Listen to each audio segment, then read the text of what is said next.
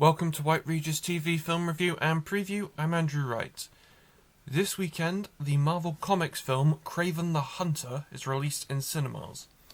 The film is the sixth film in Sony's Spider-Man universe and stars Aaron Taylor Johnson as Sergei Kravenov, a big game hunter who has a complex relationship with his father, which sets him on a path of vengeance and motivates him to become the greatest and most feared hunter.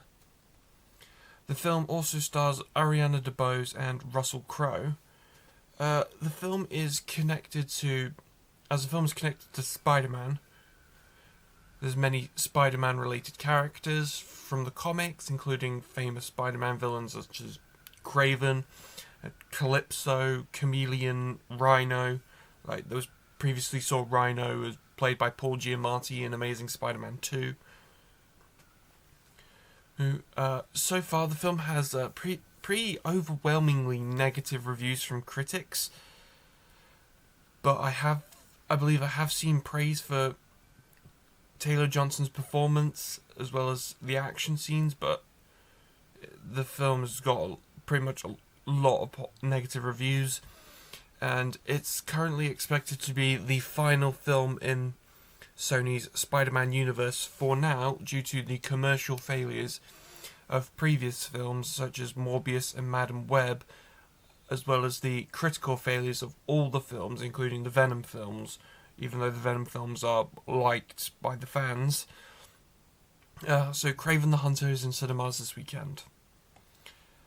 Also released this weekend is The Lord of the Rings, The War of Rohirrim, an anime adaptation of the appendices of Tolkien's Lord of the Rings books. The film is set 183 years before the Peter Jackson Lord of the Rings films and revolves around Helm Hammerhead, a legendary king of Rohan and namesake of the stronghold Helm's Deep, as him and his family defend their kingdom against an army of Dungerlings, I think.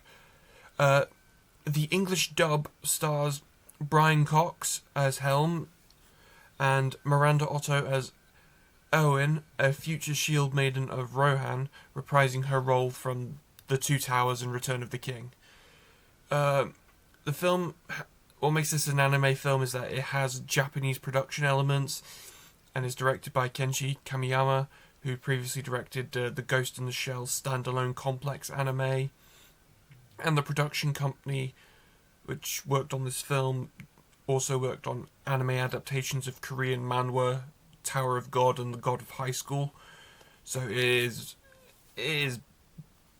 Japanese, but they choose to put the English side of it, the American side of it first. This film so far has pretty mixed reviews, about pretty much almost a 50-50 shot down the middle, leaning towards positive, but you can view it knowing it is an hour shorter than any of the Lord of the Rings films. It's just over 2 hours. So Lord of the Rings, The War of Rohirrim is in cinemas this weekend. That's all I have for this week, but be sure to check back next week, where I'll be talking about Sonic the Hedgehog 3, Mufasa the Lion King, and Joker Folie à Deux. Now back to Gary in the studio.